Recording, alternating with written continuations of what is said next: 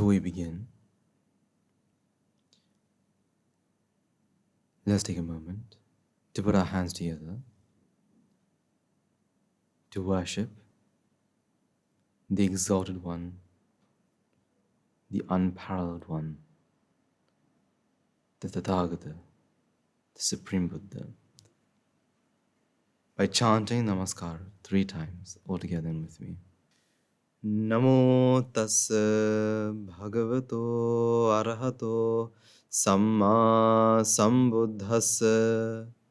Namo tassa bhagavato arahato samma sambuddhassa. Namo tassa bhagavato arahato samma sambuddhassa. With the permission from the Buddha, the Dhamma, and the Mahasangha, let's begin.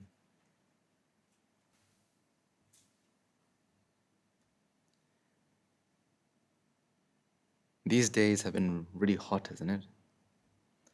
Sri Lanka has been facing a very, I think it's a heat wave or some sort of reason that it's been extremely hot. But luckily it rained yesterday, which hopefully means it'll be a bit cooler today. But I was also told that in the future, in the next, I think, until the middle of next month, we'll be facing extreme temperatures. So just a fair warning to all of us, make sure you stay hydrated, stay out of the sun. Because, the environment changes. And, when it's hot, it feels really uncomfortable because it's really hot and, you're sweating, and especially under the hut where, it's fully AC'd, it is extremely uncomfortable.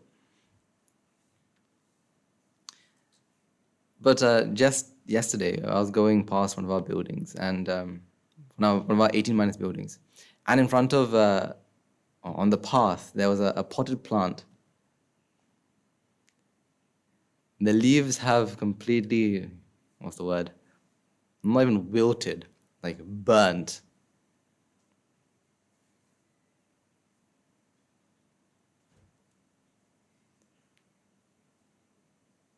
But I didn't hear it complain.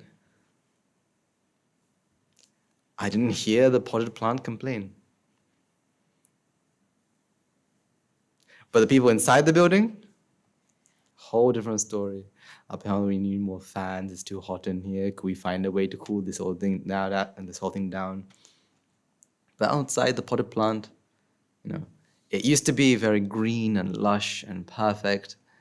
Now it's brown and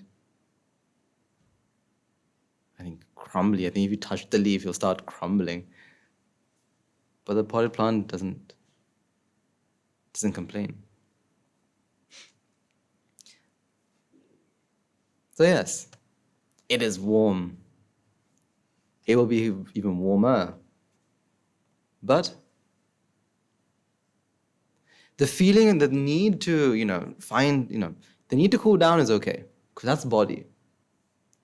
The need to find a way to cool down is body. So, staying under a fan, ACs, air conditioning, drinking a lot of water. These are all ways that we can cool ourselves off. However, the need to complain, is that part of nature? The need to complain, is that part of nature? No. The need to cool down is part of nature. That's why, plants will have its way of cooling itself down. So if you don't water a plant, it's going to start wilting because it needs this water to cool itself down, just like humans.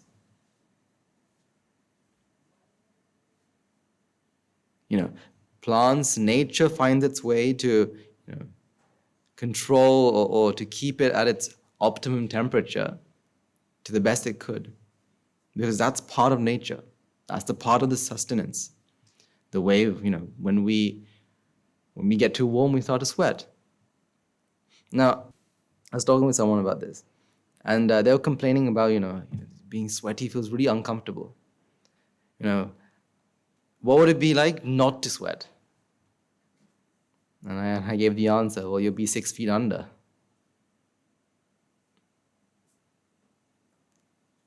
Why? Because sweat is one of the easiest ways, or one of the best ways that the body cools itself off. It's so difficult. I'm sweating. I feel very sticky, and there's so many things we can complain about. But this is a natural way that our body cools itself off. Is it bad? Is it good? It's nature. So when you see someone dripping with sweat, what should we think? They're sweaty. No, we should think, it's nature. That's part of nature. So yes, these, I think, someone said something about, I don't know, what is it? El Nino and whatnot, and something, and I don't know. And they said it's going to become warm. So here's a general, not a warning, but a general piece of advice, make sure you drink enough water, as well as make sure you don't stay in the scorching sun for too long. If you are, please do wear a hat or some sort of way to keep yourself shaded. I mean, these are just ways that we can naturally prevent ourselves from harming the body, because that's one of our major responsibilities. Because we only have two things. Although we may think we have many things, we only have two things. Although you may think you have a house and a car and have people around you, you only have two things. Although you may think you have, in my bag I have lots of things, you only have two things. What are the two things that you have? You only have a body and a mind.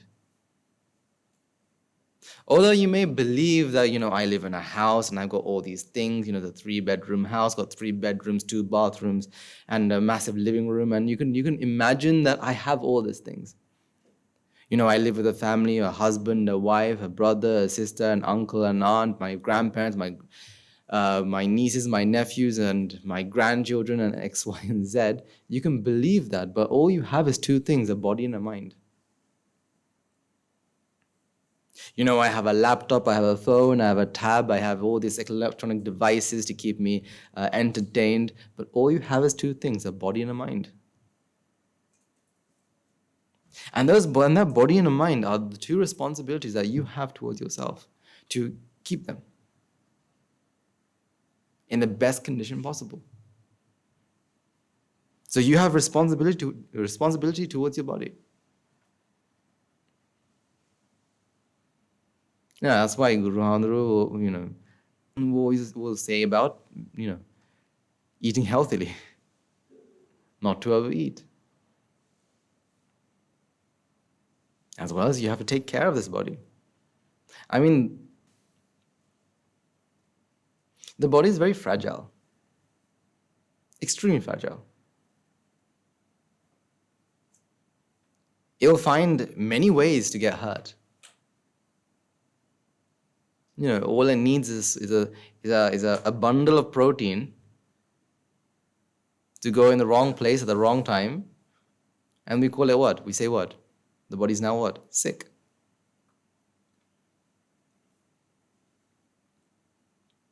Because what is a virus or a bacteria? A bundle of protein. All it needs to do is go into the body in the wrong time, wrong place, and then we say what? Oh, I'm now sick.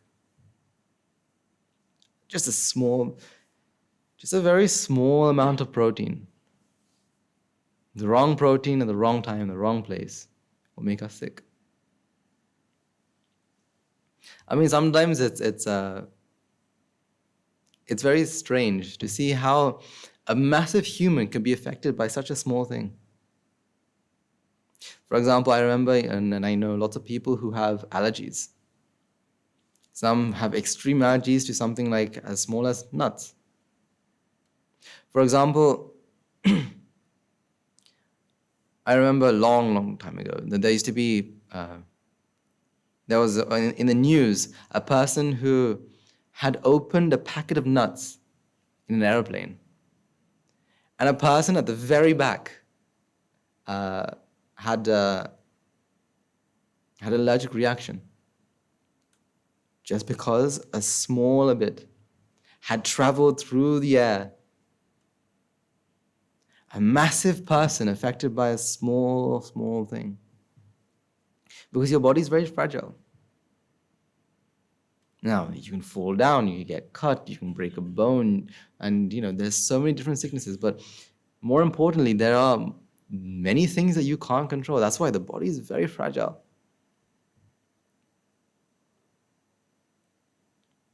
That's why it's your responsibility to keep that. Because what if you don't? What would happen if you don't fulfill your responsibility? If you don't fulfill your responsibility, what happens?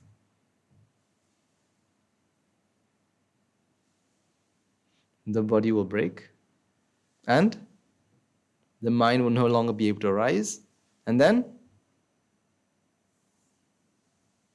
what? Well, it's a full stop. Because will your mind go somewhere else? Will your mind travel somewhere else? Can it travel somewhere else? Although we may feel as though my mind will once the mind can no longer arise here, it will travel to somewhere else and arise there.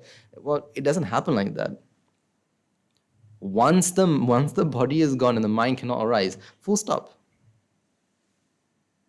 That's a full stop there. Okay, yes, the conditions will arise somewhere else and the mind will arise somewhere else. I agree. But for this mind and this body, that's a full stop. That's why you have to be very careful. One of your major responsibilities is your body. The other one is the mind. And that's why we all come here every Saturday to sit down and listen, because we are all trying to do what? We're trying to fulfill the responsibility of the mind. To get rid of what? To get rid of this virus. Although the virus that affects the body is it's a bunch of protein, the virus that affects the mind is just a few. Do you see how small things can make massive differences? A small bit of, as a bundle of protein can kill a person, and a bundle of protein can make someone go through samsara indefinitely. A small view, a small protein. That's why, it is our responsibility to keep our body and mind as safe as we possibly can. So that's why, while you're out and about in the scorching sun, make sure you keep yourself protected. Make sure you do what is needed at that moment. So in the sun, drink a lot of water. Don't go, stay in the shade if it's too sunny. These are very small things that you can do to protect that body. So that's a piece of advice I wanted to give all of you, especially during this period of time. But hopefully the rains will cool it down, because we're coming towards the New Year's, Sri Lankan New Year, of course, which does mean that we'll have lots of storms. However, we only had one storm yesterday. One storm with rain, of course.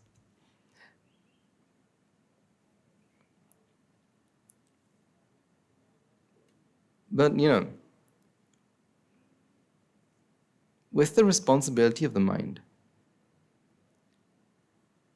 what is the greatest thing, or what is the best thing that we can do to fulfill the responsibility of the mind?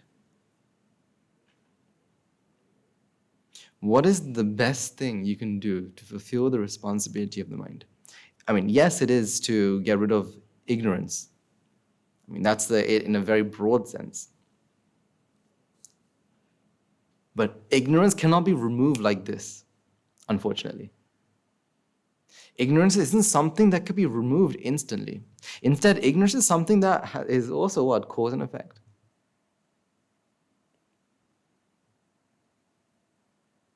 Now, something that our teachers always say is that, we all have, because we've frequented ourselves with the monastery and the Dhamma and whatnot, we all have an understanding of the truths.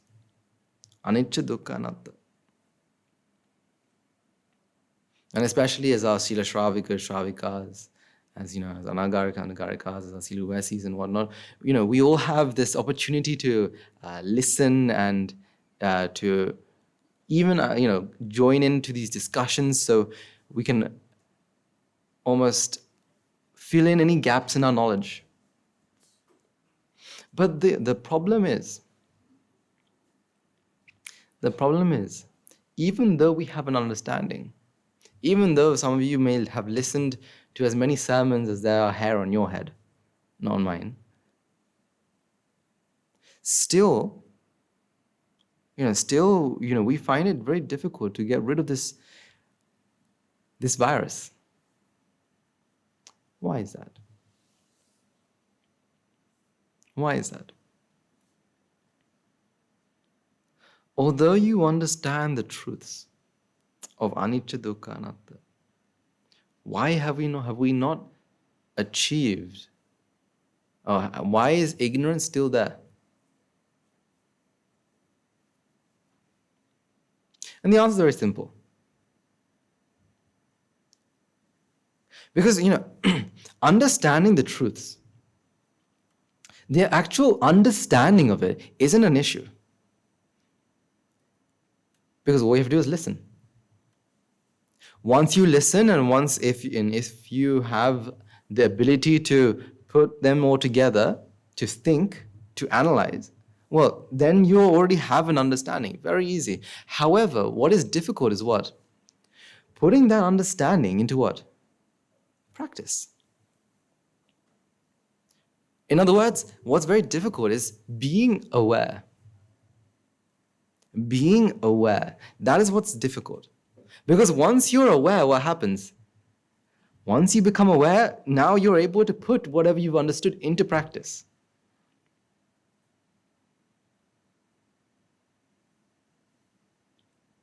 Now the question is, how can I be aware? I was talking with some of our monks and my teacher as well about this, being aware. What is needed to be done to be aware? And one thing that I found out is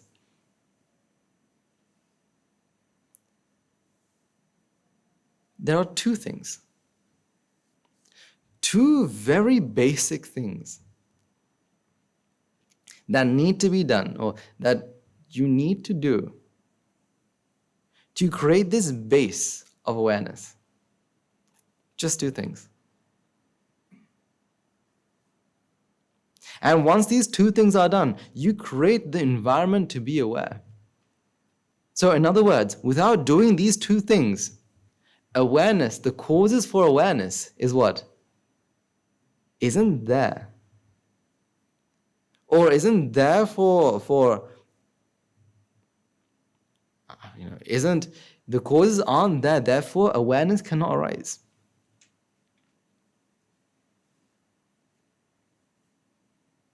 Because if you really think about it, something that we can all think about is, some days you contemplate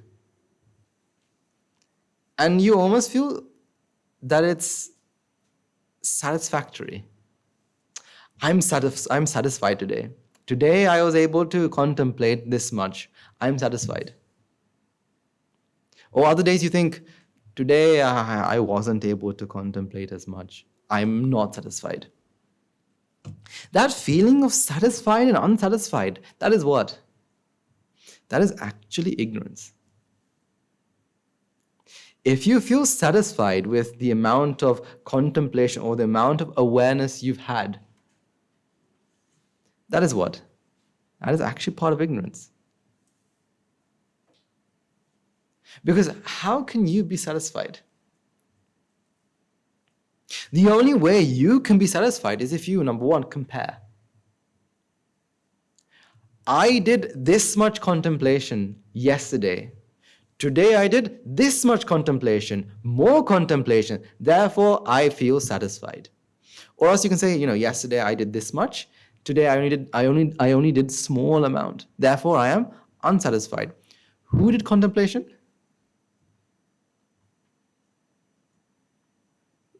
I did contemplation. However, when you contemplate, the feeling of I is what? Oh, the idea or the concept of I is what? A fallacy. So, who did contemplation? You can't say that.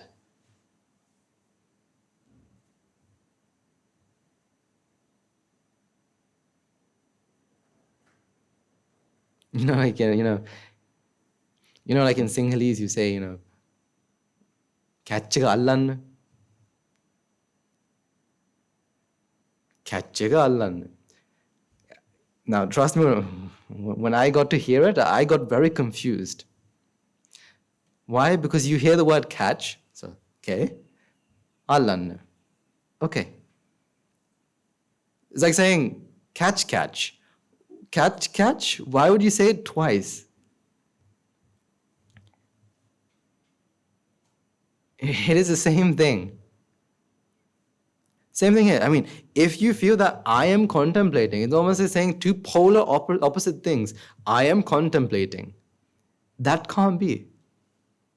That's like saying two completely opposite things. So if you believe that I contemplated X amount, or I contemplated to a satisfactory level, you are comparing to the amount that you contemplated.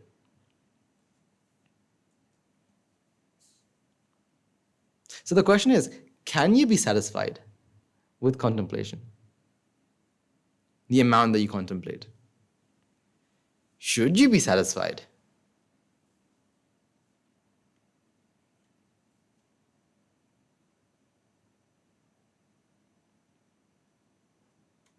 Can you be satisfied? See, no matter what answer you give to this question, unless you're giving it with the truth in mind, it is wrong. Why? Should I be, can I be, or should I be satisfied? Well, that's a no. So should I not be satisfied? That's also what? Oh no, because who didn't contemplate enough? I didn't contemplate enough. I wasn't able to contemplate enough. But if you feel satisfied with the amount, still you feel what? I. See, contemplation is something that happens. Contemplation is something that happens. But we know one thing. We know where our goal is. We know where our goal is. We know that to become an Arhat Nuhanse or Arhat Mehin Nuhanse, or to come to this mindset, or to get rid of ignorance, contemplation should happen to the maximum. By comparing or by seeing the difference, you can realize something, what? That contemplation is not enough to get to this state yet. So you are arbitrarily collecting the amount of contemplation you did and you're comparing. But you can realize that, this is the end goal. How much contemplation is happening at this moment for me to get there?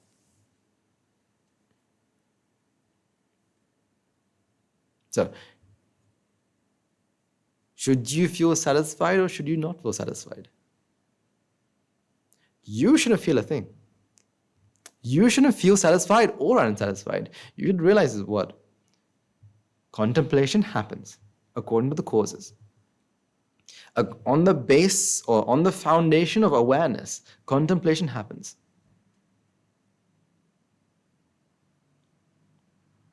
However, there are periods of time when contemplation does not happen. That's because the causes aren't there. But to get to our goal, contemplation should happen at every moment.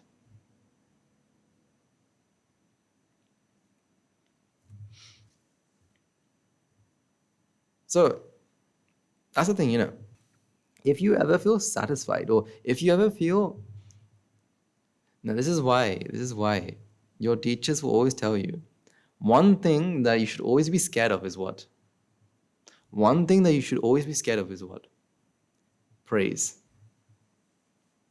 One thing that you should always be scared of is what? Praise. Why? Praise creates this foundation of what? I'm okay. It's okay. So for example, let's say you do something. Let's say you do something really good and someone comes and praises you. What do you feel? What do you feel? Okay, I've done something and they're giving me what? A positive comment about it. That means what I'm doing is what? Correct. I'm okay. And you create this almost this comfort zone around it, that this is who I this is what I have to do. And that's why, with young children, if you want them to do something, what do? You praise them. Say for example, you want them to, say, clean a place. I mean, these are techniques that you've all used, right?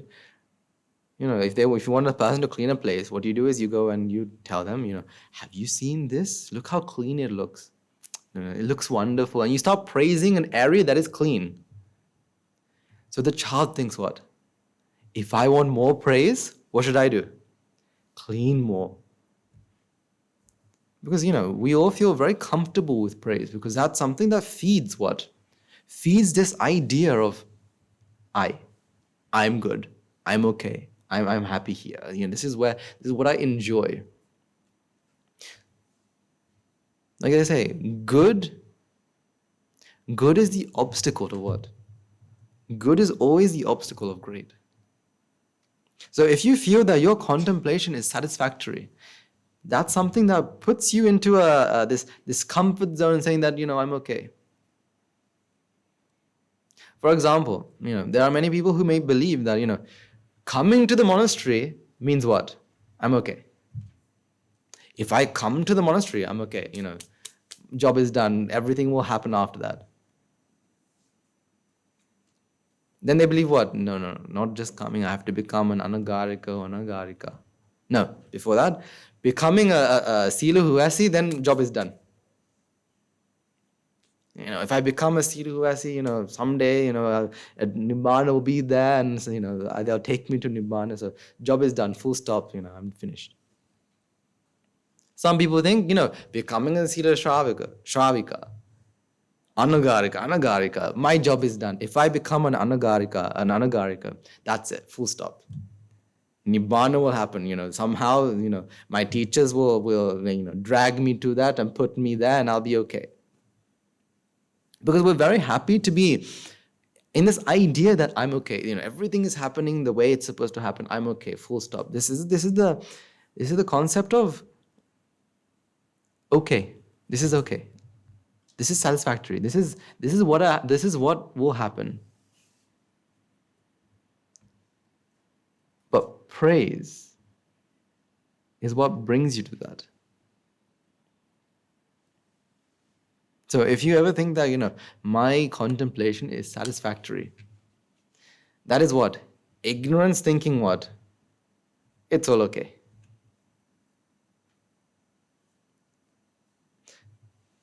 That's why, That's why you always have to have the idea of the end goal. You always have to have the idea of the end goal. What is the end goal? And what is happening now? Now an end goal. It's always thinking about end goal and thinking about now. And see how you can decrease that gap. So like I said, there are two main factors that can affect what? This awareness.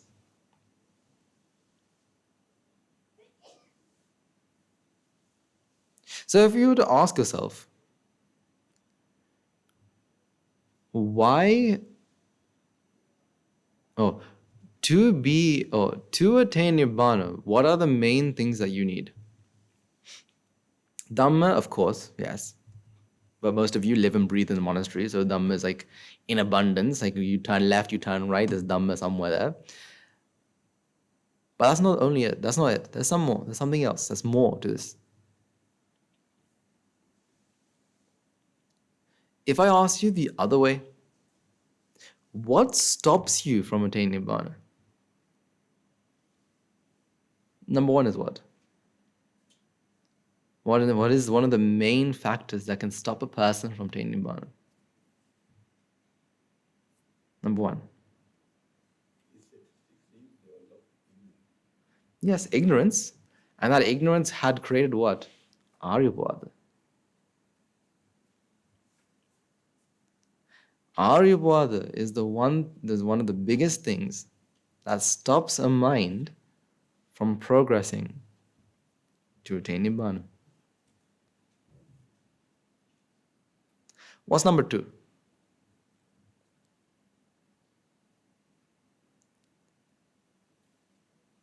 Number two is what? When they, something that your teachers will commonly say is what? Try to keep a what? A prasada hita. Try to keep a what? This happy mindset. The word's not happy.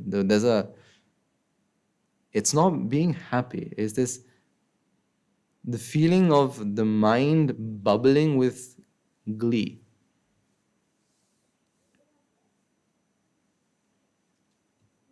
In other words, if you have an aprasada, or if you have this mindset or the opposite mindset, that slows you from attaining Nibbāna. Slows/stops.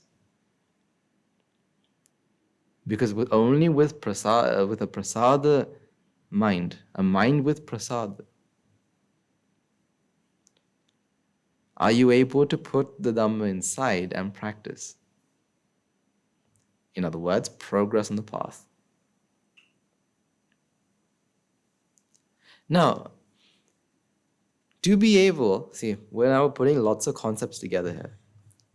To be able to have a prasada hita, right? To have this prasada mindset,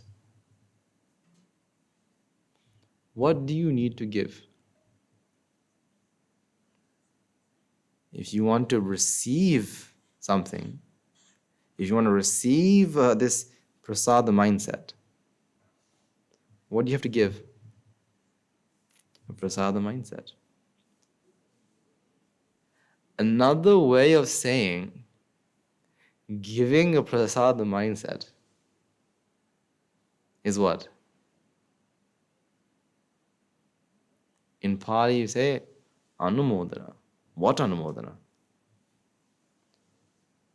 Punya anumodana. Merit transfer.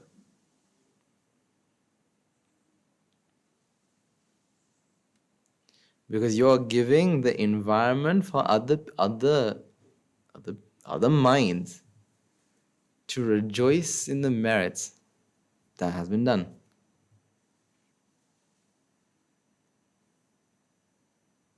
So, what are the two factors? What are the two factors that if you are done, you can create this environment for awareness. Number one, asking for forgiveness from. So if I say the noble ones, that is wrong. Not noble ones, but the way my teacher said it was nobility. The quality of being Arya. The quality of what? Being noble. So not a person.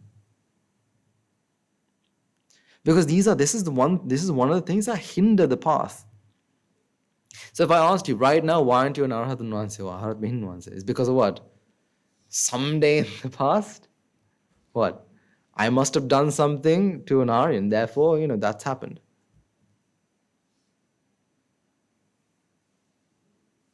That is one of the things that blocks Aryapada. So, asking for forgiveness for any thoughts, words of actions or offense, desecration, slander they've done to, the Samma Sambuddha, Pacceka Buddhas, Arhat Buddhas, anyone who's on the path. That is number one. So every time, find a time to actually, ask for forgiveness. And what's even better is you're surrounded by who now? Living and breathing in the monastery, who are you surrounded by? Nobility. Aryan. Noble association. You turn left, you turn right, you look in front of you, you look behind you. You're surrounded by what? Such great noble associations. Therefore, everything that you say and do, either knowingly or unknowingly,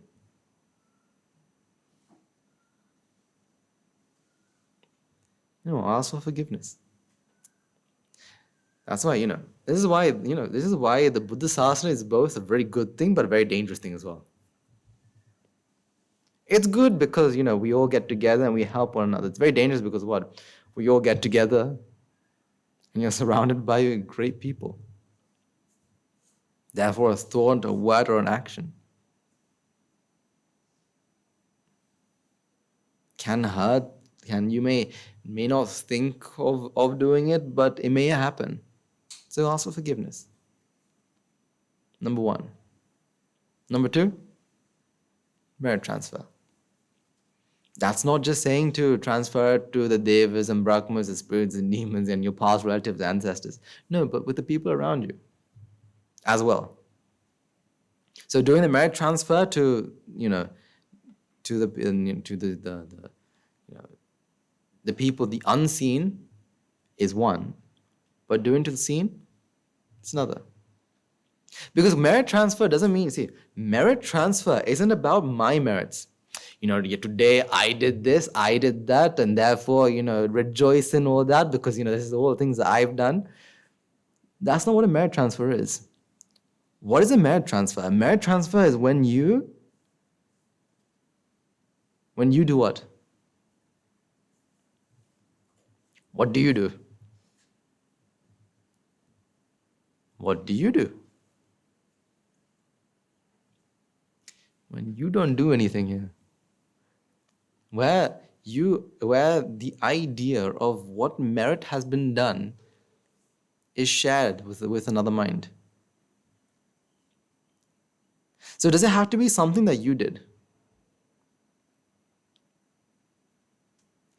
That's the mistake that many people think. That only if I do a merit can I rejoice and can other people rejoice. So I didn't do much today. What I did was I just I was asked to stack some chairs. Just 5 chairs I stacked. I didn't do many merits today. So who would rejoice with me?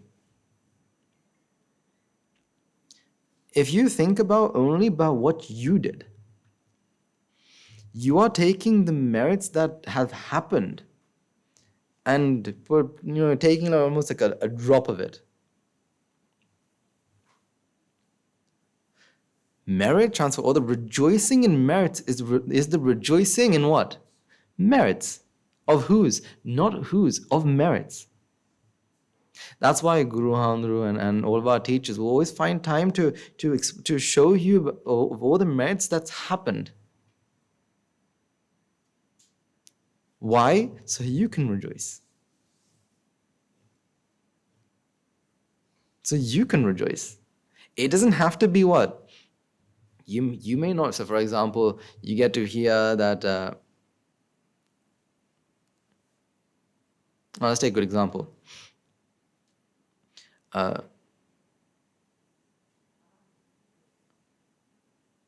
All of the monks' robes are made in the Anagayakaram. That's unfair, ne? I don't get to help. I don't get to sew or cut. Neither do any of you. It's very unfair. It's very selfish of them, ne? They should have a place where anyone can go and make. No. They make the robes. What do? We rejoice. They do the hard work. And we look at it and we see the benefit.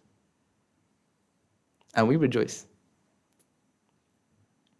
Like for example, especially for all of you, when you went every single day, something in monastery has changed, right?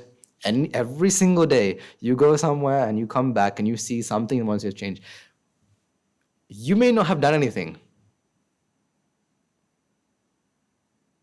but you have. What can you do? Rejoice.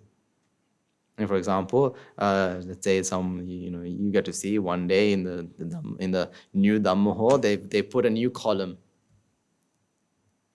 The people who are working there have all through the night have put up a column. What can you do?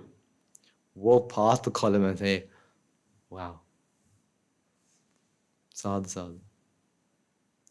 And what do you get? The same thing. You get the prasada mindset. You get this pious mindset.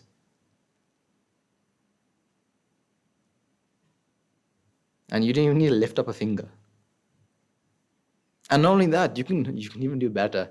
You can go to another person, right? Another mind, and go, I got to see, something that has happened. So something that our monastery does, and something that we do with our monks as well, is every now and then, we go and tell them, I got to see this. Or for example, something that's very common is whenever a monk receives a new robe, it's something that he'll always go and say, today I got a new robe. Like, he goes to his teacher and there's things that he has to do to it, but he will go and tell other monks as well, I got a new robe. Thanks to what? Thanks to the hard work. Of who? Of everyone.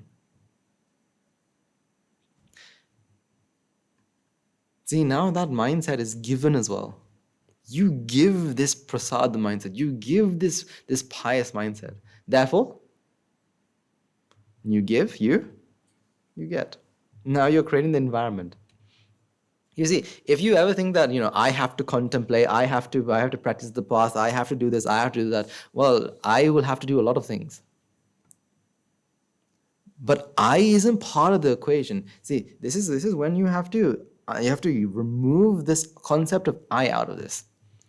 Because the stronger you think that I am doing this, because the observer is just the observer. The observer is just a feeling that everything is happening. To who? Me. That's just a feeling that the mind with ignorance has. That's the feeling that's the feeling of jati. Remove it. If you want to contemplate, or if contemplating needs to happen, look at the factors. Look at the causes. Then you look at the ways that you can put together the causes. If you want to receive a prasada mindset, you should what? Give a prasada mindset. You should give this pious mindset. You should give, you should rejoice with others. Think about it. If you really think about it, what is why do you think Guru Handru? Every sermon, and not just Guru Handru, Amas Naik Handru, and all these, your teachers, why do you think they'll take a moment to talk about all the merits that have happened? When they give, they receive. I was talking with someone the other day, and something that they wanted to tell me is how creative Guru Handru is. The way he can take a small merit and make it feel so big. Something that you may think, it's just a small thing. It's just very small. But he can make it feel like a really big thing. Because it's not that he's trying to like make it feel big to everyone. No, that's how he feels. That's how he feels.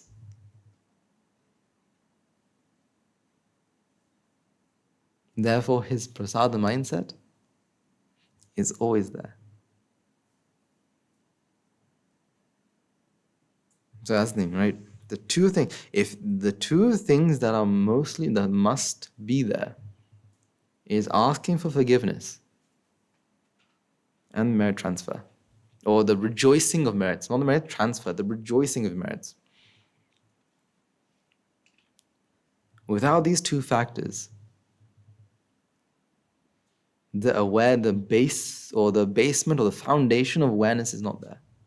Without the foundation of awareness, this massive skyscraper of contemplation and this skyscraper of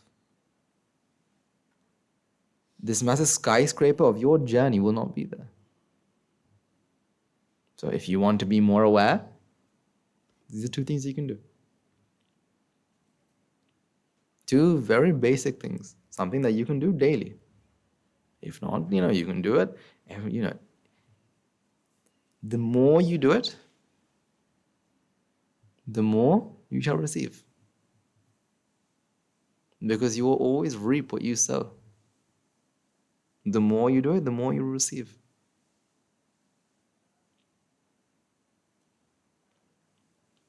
See, find ways to put these all into your lives. Find ways to inculcate all these into your own lives. Because something that might happen, and not just might, it will happen, is sometimes you do things just because. You do things just because. I.e., it's conformity. Everyone else does it, therefore I'm going to do it. Why? So I fit in. So it feels as though I'm part of this. I'm in this group. You do it out of conformity. And I'll explain one thing. So I believe, correct me if I'm wrong, after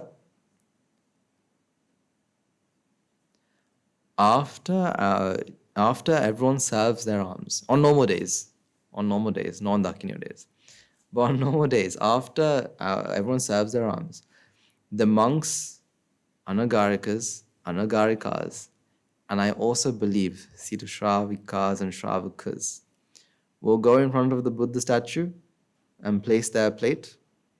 Yes? No? Yes? Okay. Place their plate and worship the Buddha and get the plate and sit back down. Here's my question. Why do you do it? What do you think when you do it? What do you think about when you do it? When you put your alms bowl in front of the Buddha and you worship the Buddha, what are you thinking?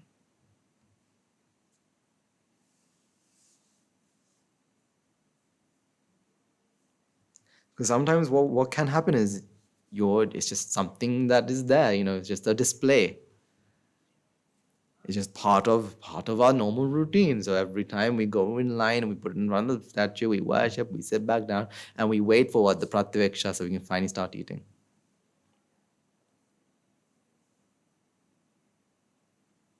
What do you think about when you offer your alms bowl, or you place your alms bowl in front of the Buddha statue?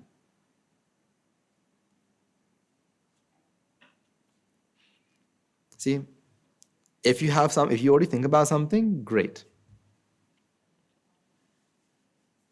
But here's a way to put in these two factors into that moment.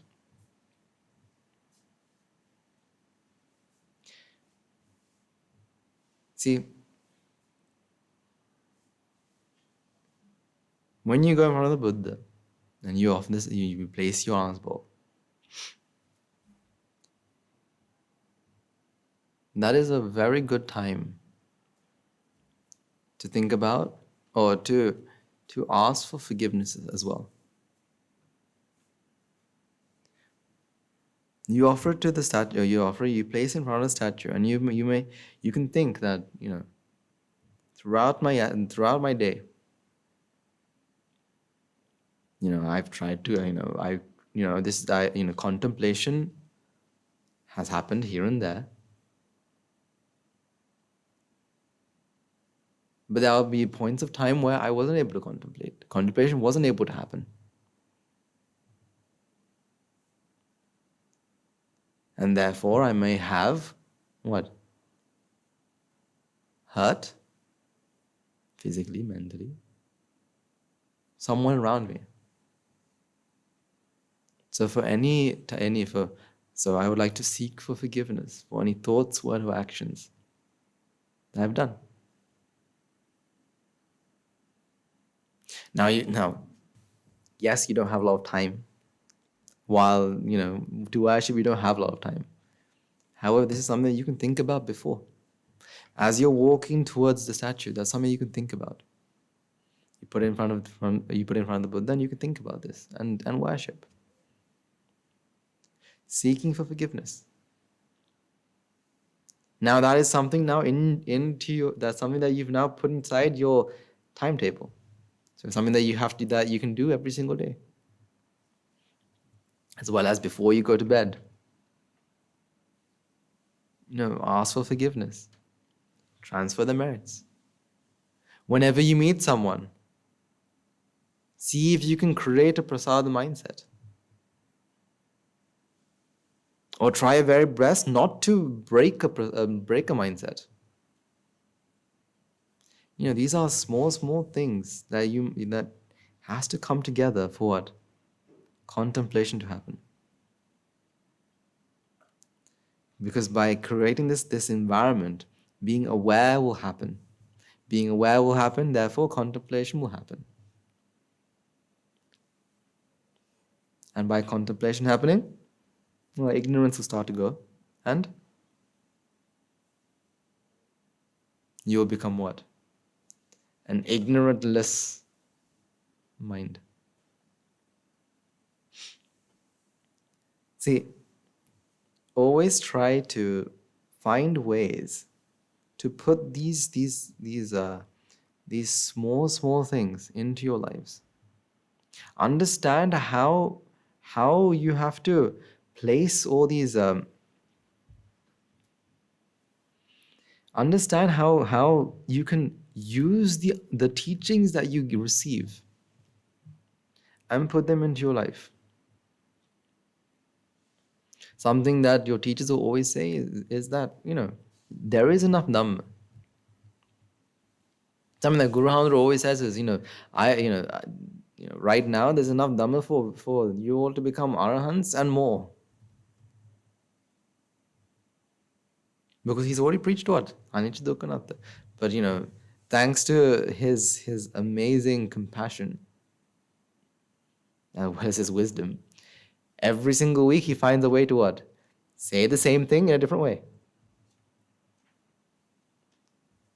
He takes the same thing and shows it in a different light. He takes anicca, dukkha, anatta and shows it in different ways. So if you don't understand something, may that teaching help you understand. But that's not the only thing that needs to be done. You have a responsibility as well to put into practice. So something that we've talked about is finding time or finding a place to put these teachings to practice. And what are those? Those are these triggers. We talked about these triggers before. Finding ways to trigger this awareness. Finding ways or landmarks or things that can trigger your contemplation. That is one thing. Planning for these triggers. However, every time you plan for something, do you always follow your plan? You know how sometimes you have your off days? So for example, let's say you make a trigger. So you should say, every time before you pratyaksha, you put in the trigger that I will be contemplating about food. That's what you plan to do. But then what do you have? You have your off days and you think, today I don't want, today I'm a bit, I don't want to do it today. You have your off days, so because you don't have the motivation to keep going. You start it. I mean, it's very common amongst everyone. We're very good at starting things. Extremely good at starting things. Not just yourself, myself as well. We're very good at starting things. But that's it. Start and that's it. Start. Something I find myself doing is I start. And then tomorrow I start. Next day I also start. When have I ever carried on doing something? It'll be very rare. Because we don't have that motivation, we don't have that drive, we don't have that self-discipline. We're very good at starting things. I know. Sometimes you get together in a group and you plan massively. How many of those plans do you actually execute and get to the end outcome? Very little. Because we're very good at planning. So, once you have a plan, the actual execution requires your actual effort. It requires your effort. So for example, just because you plan for these triggers doesn't mean these triggers will help. Right? Just because you plan, then you say, these are things I'm going to trigger and use as a trigger to help me contemplate, doesn't mean that it's going to happen like this. No, you have to put in what? Artificial effort. You're going against the norm.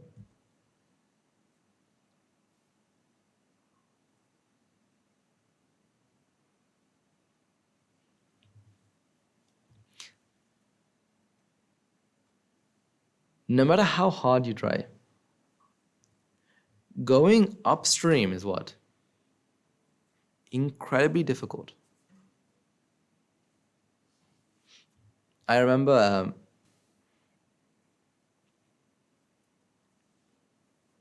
a couple weeks back when I went to Dambulla, we have a small canal, right? Small canal, kind of small. It's a bit wider than small. I won't say it's small. It's a medium-sized canal. But when it rains, the water is pretty strong. And I remember not when it's very strong, but when it was semi-strong. I remember some of our 18 minuses had gone to take a shower or to take a bath. in this ele. And they gave themselves a challenge. Literally, I think it was just a small portion, just as maybe as long as this room is, to see if you can go against the current from this, if the canal is flowing from left to right, your right to your left, my left to my right, right? They challenge themselves to go from against the current to see how far they can go and how long. So we had several people who are very good at swimming as well. And I was on the bank and I was looking at it. It's a very interesting scenario. So they are trying to go against this current. So some of them are splashing, they're trying to swim and swim. They get halfway and they're swimming at the maximum speed they possibly can. But no matter how hard, no matter how fast they try to swim, it's almost as though they're in the same position. Stuck. Until when? Until they lose their energy and they've lost their energy and they what?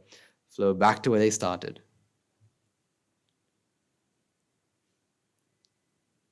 So, doing something like this is going upstream. You try, the moment you lose that energy that you have, you go straight back to what? Square one. Sometimes, so the way that they stop themselves is there's like this rocky area. If you pass that rocky area, you go on further. I mean, it's a canal, right? So sometimes you don't go back to square one. Where do you go? Much further back. That's the thing, we have to not only do we have to plan, but we have to have the self-discipline to keep going. So once you've planned for these triggers, you must have the discipline to keep going. But the thing is, once you do it for about a month, now what? It becomes habit. It becomes almost automatic. Now, the moment you sit down to do pratyaksha, you're automatically aware. Because there's no you here. You don't need to be aware. Awareness will happen. All you have to do is create the environment. All that needs to occur is that you have to create the environment. Everything else will happen.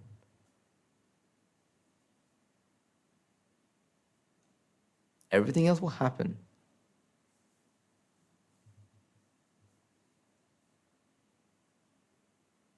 The environment has to be created though. The environment must be created and everything else will, it's almost it's not almost though. It is the moment you create a necessity. The moment you create a void, everything will start filling this void. That's how everything is made. As well as that's how contemplation also happens. The filling of a void. So all we have to do is create that environment, create this environment. The moment the environment is there, the effect will manifest. But that creation of that environment is what's difficult. That's the thing. If you ever feel that, I can't contemplate, I'm not always aware. Yes, perfect. You're not aware. Because you can't be aware. What needs to be there? The environment. And that's why Guru Hamdu consistently say, how, if it's this difficult for us to be aware, if it's this difficult for us to be aware and contemplate, if anyone is to believe that it's going to be very easy to do at home, I don't know. How do they think that it's going to be even easier when you're surrounded by distractions and you're not surrounded by this noble environment?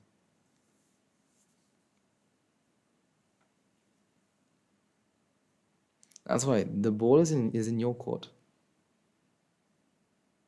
The ball is always in your court. You have to create that environment. Once that environment is created, contemplation will happen.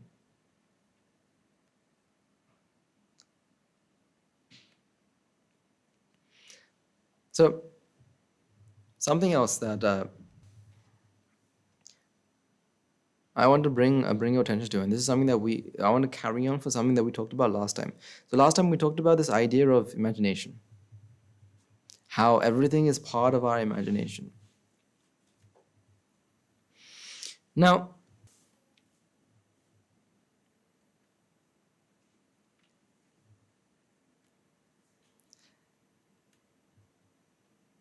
when we talk about imagination,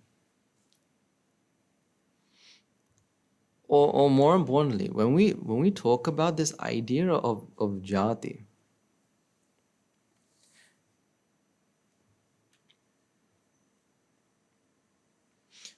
let me ask you another question. Can we all see a pen here? Can we all see a pen here? Is seeing a pen wrong? Is seeing a pen wrong? No, seeing a pen isn't wrong. What is wrong though?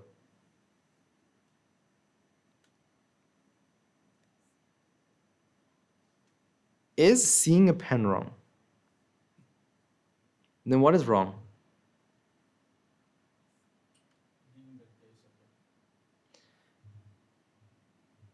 So is there not a pen here? Is there a pen or is there not a pen?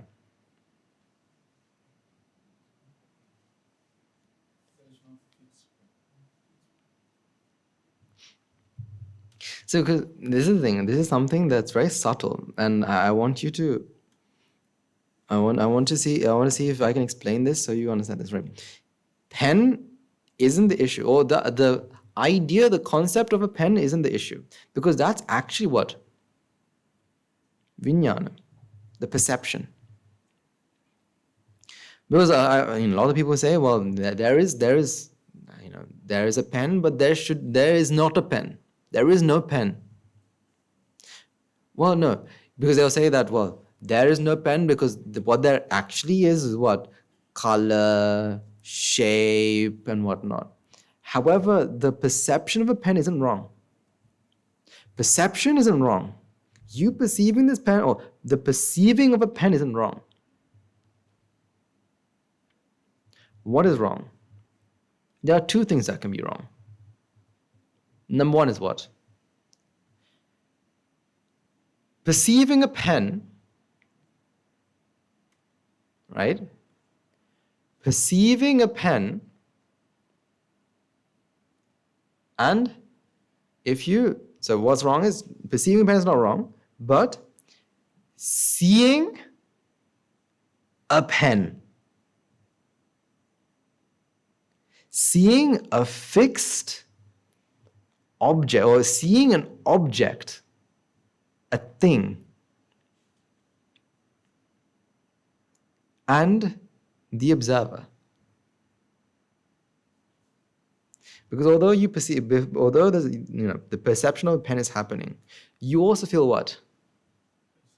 That there is an observer here. There is an observer here observing this pen. There are the two things these are the two ideas that are wrong. What? That there is a fixed object here. There is an object, a pen, a fixed pen, an entity here. Second thing is what? There's an observer. There's an observer. Who's the observer? Observer. Call it me, I, mama, who, whatever you wanted to call it whatever you want, but there's an observer observing this. Who is so-called, who is perceiving, who is feeling this.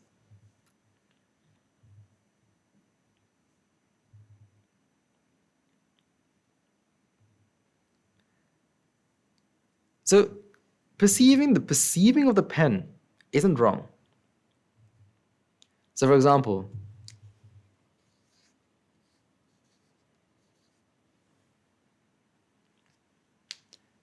You'll perceive a person or perceive a stick figure here, right?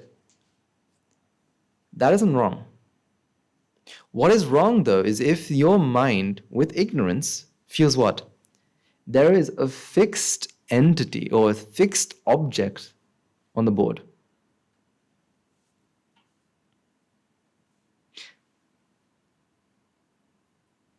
So let's name this person as A.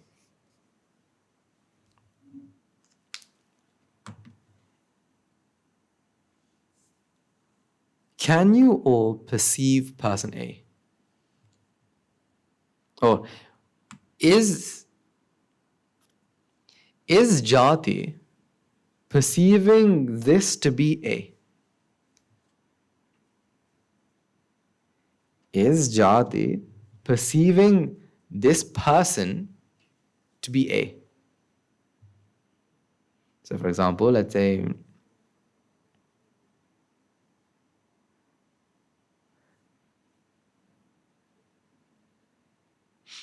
say I bring a person here, right?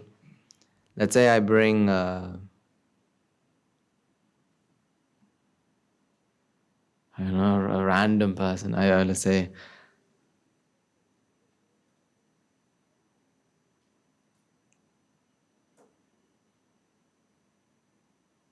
say we bring a person, right? The person's name is Bob. Person name is Bob. When you see the person, if you see Bob, is that wrong? When you see the person, if you see Bob or if you perceive it to be Bob, is that wrong?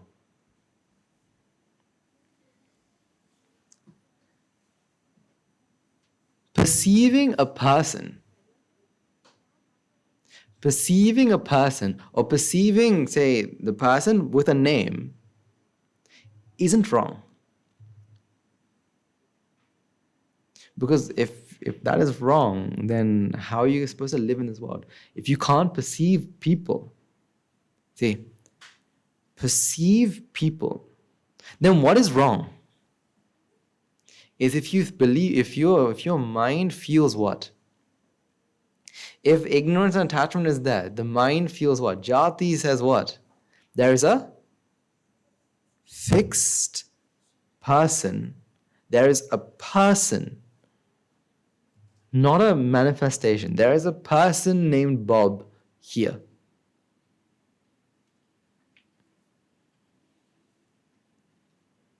And also, with that, also you believe what?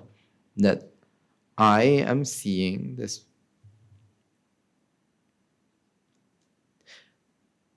Now, this is a very simple thing.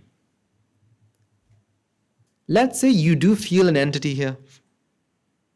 Let's say you do feel an entity that you believe or you feel because of ignorance and attachment, you feel that, hey, there's a person here called Bob and that's a fixed person. What should you do? What should you do?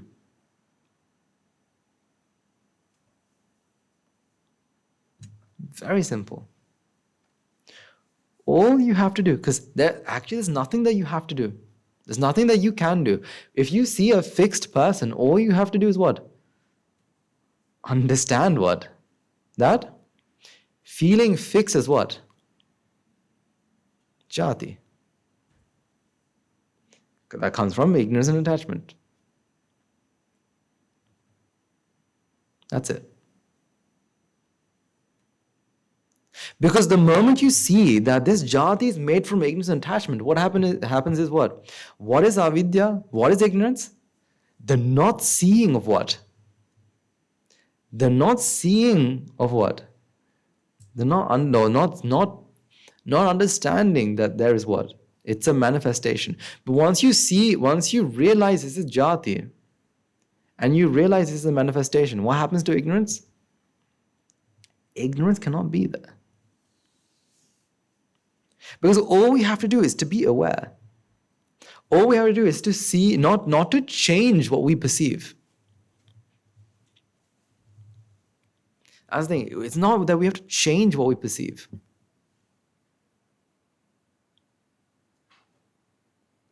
There's nothing that we have to change. Except understanding that this is not fixed.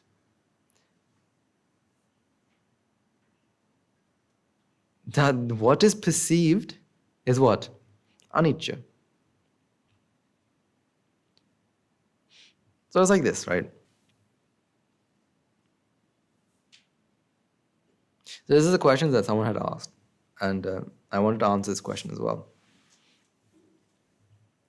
Let's say, so he asked a question because in one of the sermons, someone in the very back, in one of the sermons that they had done for Anagarikas and our monks, at the very back, a bottle falls.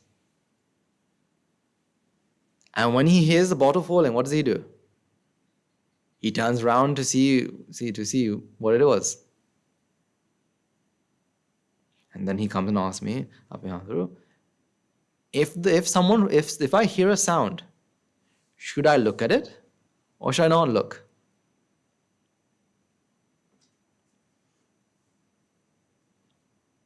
The answer is this. Looking or not looking is not the problem. Looking or not, so let's say, whether you do something or not do something is not the problem. It's not about what you perceive. It's about what? What is about the ignorance and attachment that makes you feel what? Jati. That's the problem. So for example, let's say you turned over. Ask yourself, why did you turn around? Why did you turn around? Was it because you're scared? If so, then that's ignorance and attachment. Is it because you had this need to what? To see, or you wanted to know and to find out? Then again, that's ignorance and attachment. But it's not the turning and not they say whether you turn around or not turn around. That's not how you judge it. The only way you can judge it is by asking yourself, why? Why did I turn around? If I turned around because, because of fear, then what? We know what? Jati is at play here. Because I have to protect who? Me. I have to protect me. Therefore, I have to make sure nothing comes to me. If you feel that, what should you do? Show yourself. It's a very subtle thing. Show yourself there is no observer. Show yourself there is no observer here. It's a very subtle difference. Observer or not observing. That's why you cannot tell how much ignorance another person has. Because the difference is not about what they do, not about how they act. It's about the simple, whether they feel jati or not. Whether they understand it's jati or not. A very simple switch. Very simple switch. Very subtle switch. Whether they feel jati or not. Or whether they understand it's jati or not.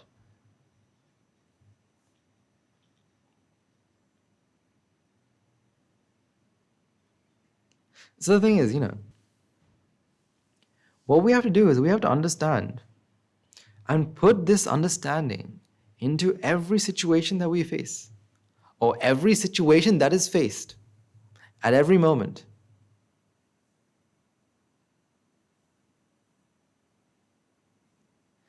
See, every time you feel the sense of jati, the sense of self, every time you feel the sense of self, every time you feel jati, all you have to do is show yourself the truth. You don't need to get rid of jati, because you can't. Because once jati has arisen, you can't do anything to that mind, because that mind arises and then what? Passes. That's the thing, you know how sometimes you get upset that you get upset about something that you thought of. Let's say, for example,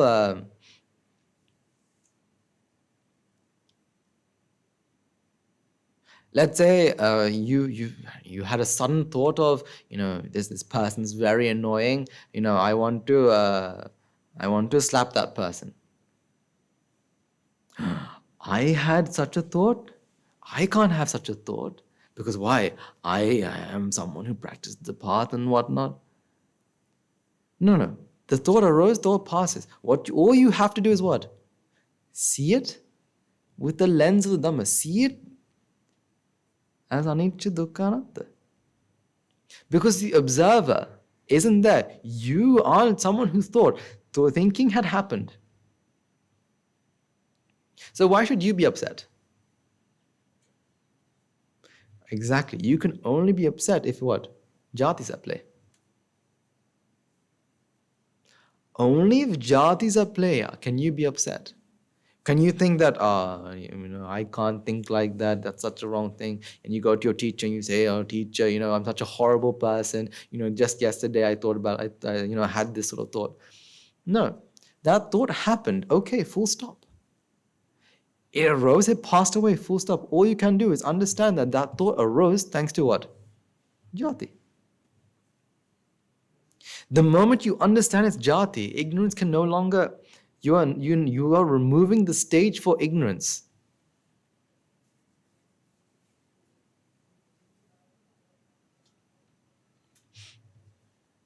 That's why if you can be aware,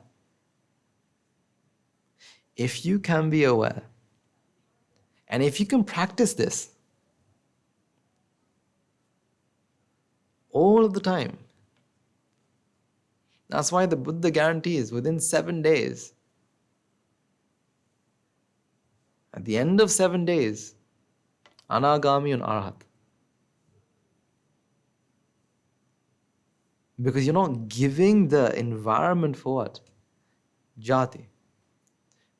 That's why this is a 7-day this is if practiced properly. This journey isn't too long. But the problem is, it's a very difficult journey. Because you're fighting against what? You're fighting against how you think at this moment. That's very difficult.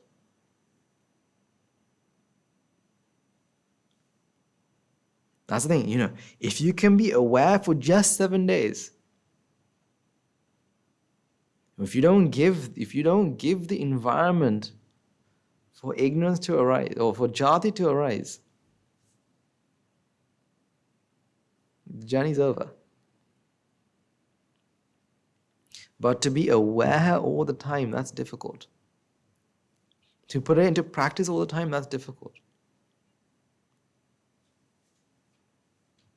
But the only thing that you can do is practice. So don't waste.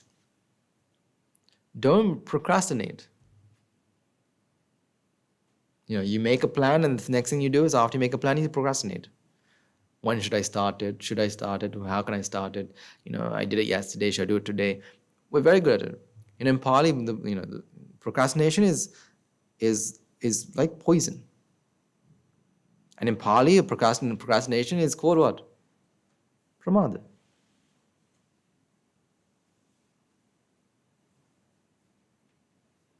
Pramada. That's why, in Dhamma, you have an entire Vagga called what? Appamada.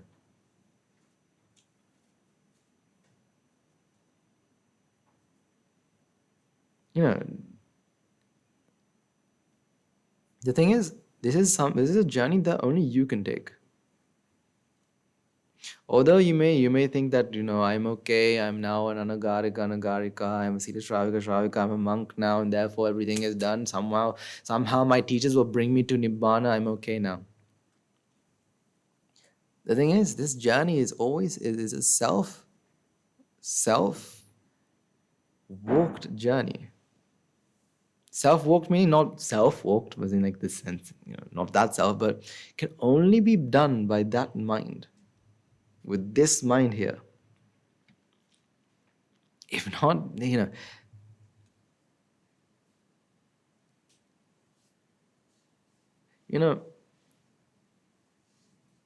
The only thing another person can do is what? Contribute to that environment. To point out mistakes that you have. To point out mistakes in how you think.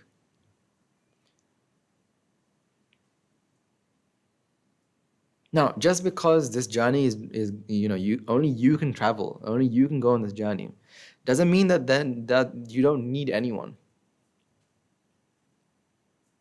No, for noble association is essential.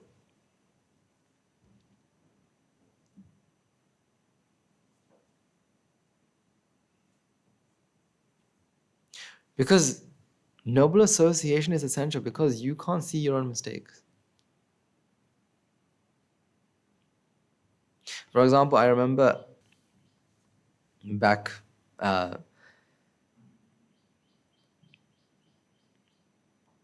that we used to do when I was very little is that there used to be these plants, I can't remember the name of the plant, which is very good at sticking onto clothes. Very, very good at sticking onto clothes. And I remember what I used to do when I was in schooling years, is I'll take this plant and make into small pieces, and see how many pieces of this plant I can put onto another person before they notice. I don't know about that. That was something that I remember doing. And sometimes I can get like a full 20, 30, 40 pieces of this small plant stuck onto someone's back, and they wouldn't notice because you don't realize your own mistakes. Like, for example, who knows? There could be something. Say, for example, someone might have spilled some paripu onto your back, and there's a massive stain on your back, and would you know? No, not until what? Not until someone comes and shows you, or you decide to check.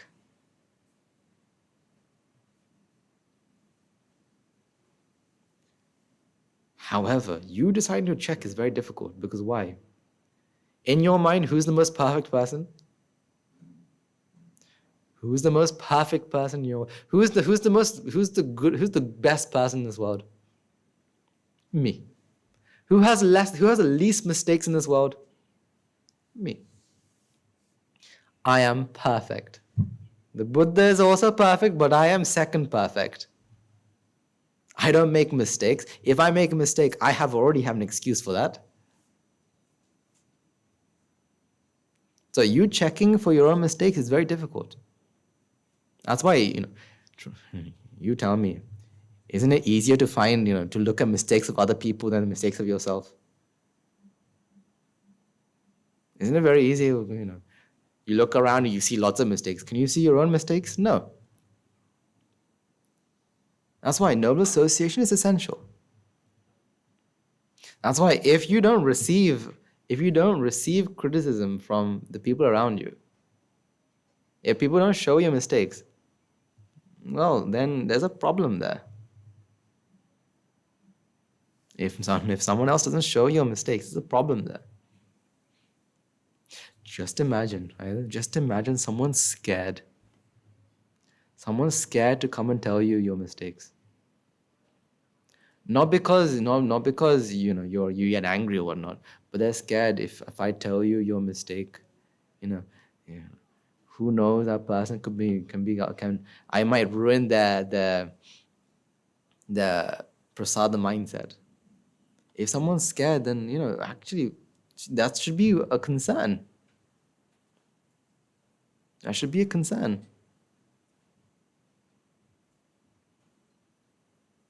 So so if you believe you don't receive enough ways to improve, if you don't receive, what should you do? Give, help others, and you shall be helped. So this is the thing, this is why this journey is very practical. This journey is always very practical. A journey that you can take alone. But it's a very practical journey. There is no, there is no magic and there's nothing special about this. It's a very practical, step-by-step journey that you can take.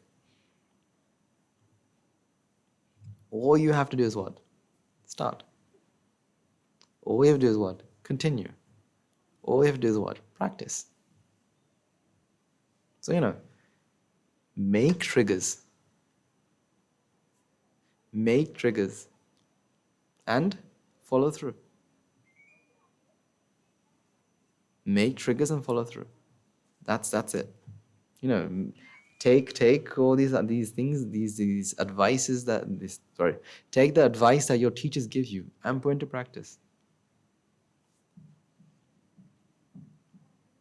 So we talked about two things. The two key factors for awareness. Asking forgiveness from nobility or Aryans, the Arya quality, and also the rejoicing in the rejoicing in merits, to keep the prasada hita, prasada mindset. So try to put that into practice. See if you can, if you can improve on your awareness by doing these two things. And again, the more you practice, the more you sow, the more you shall reap. Okay.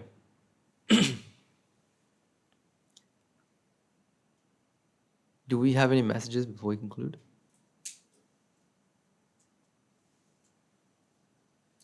No? We do have the New Year's coming up, right? The Sri Lanka, the Sinhala and Tamil New Year is coming up. And I think you'll get some announcements today in the Sinhala sermon about that.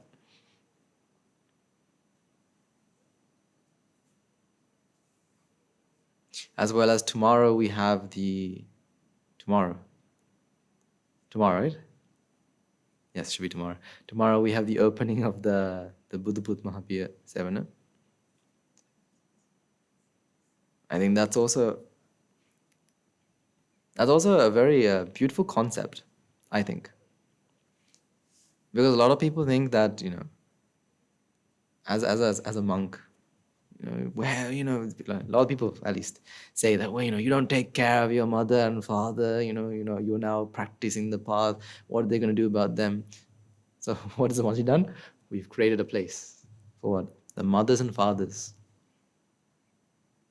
All mothers and fathers are all welcome to come and stay and practice their path. That's why, the monastery is an absolute, is a haven for all those who are aspirants of Nibbāna. Exclusively for aspirants of Nibbāna. Because we don't do anything else, do we? All we have is what? Merits and sermons. That's all. If you ever expect something more, well, then you'll be disappointed, because we only have two things: merit and Dhamma. So it's a very beautiful concept that, mothers and fathers of monks and agarikas and, anyone basically could come and stay or come and live in this this Buddhaput Mahapaya. This Buddhaput Mahapaya Sevana, and come to the monastery. So we have the opening tomorrow. So everyone is, of course, welcome to rejoice in that merit as well. Let's take a few moments, transfer merits, and conclude today's sermon.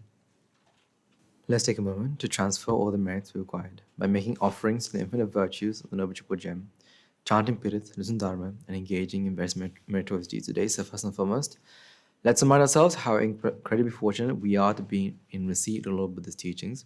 And with immense gratitude, let's transfer the merits to Bhikshu Bhikshunis, Upasakas Upasakas, who since time immemorial have protected and preserved the sublime teaching of Buddha and passed it down to the generation of the noble lineage in the form of the Tripitaka, which is thankfully available to us today to study, to understand, to comprehend Dhamma.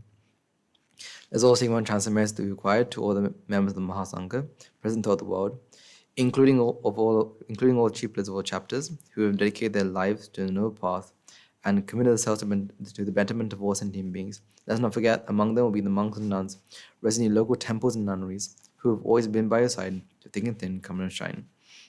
So I'll take my own transfer merits to Guru Sarananse, as well as other monks resident in the monastery, as well as anagarikas attached to the monastery.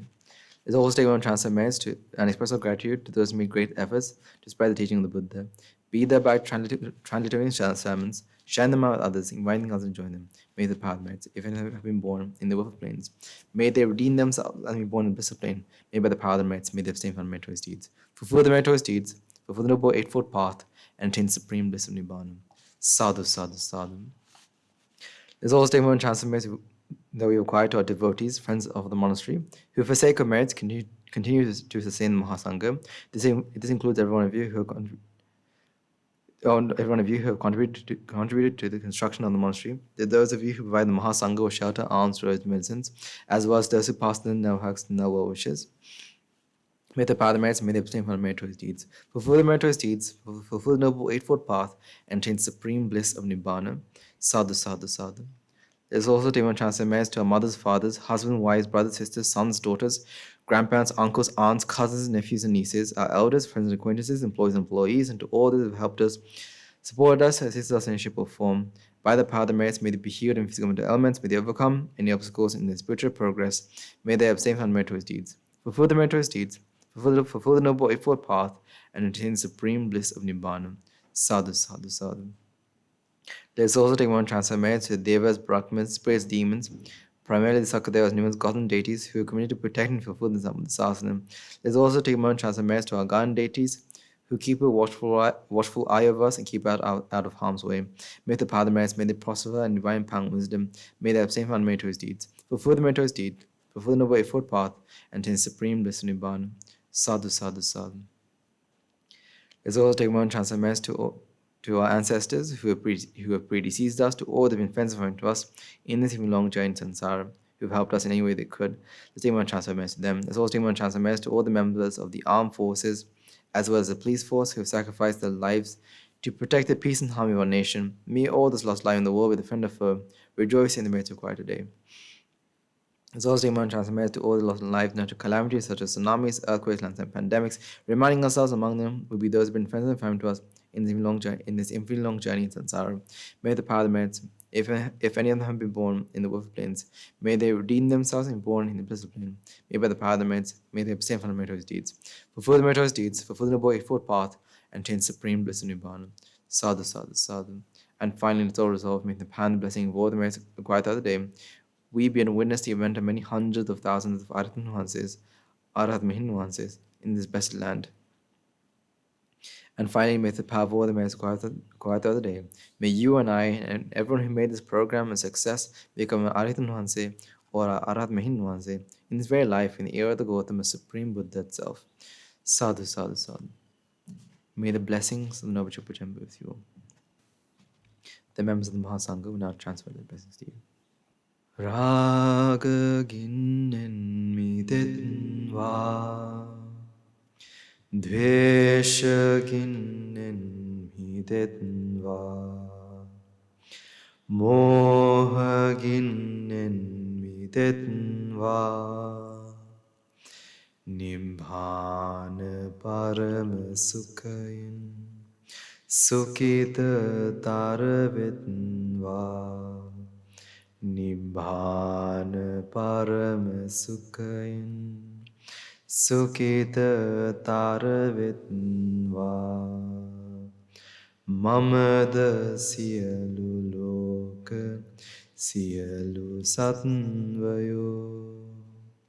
Nibbāna parama sukhayin, sukhita taravetva. Nibbāna parama sukhayin, sukhita taravetva. Nibbāna parama sukhayin, sukhita taravetva. Raga ghini නිවේවා දේශගිනි නිවේවා මෝහගිනි නිවේවා නිවන් සැප ලැබේවා නිවන් සැප ලැබේවා නිවන් සැප ලැබේවා තුන්වන්ගේ සවිසන්ත මහා ගුණ වලින් සියලු ලෝක සියලු සත්‍යෝ නිබ්බාන පරම සුඛයෙන් සුඛතර වෙත්වා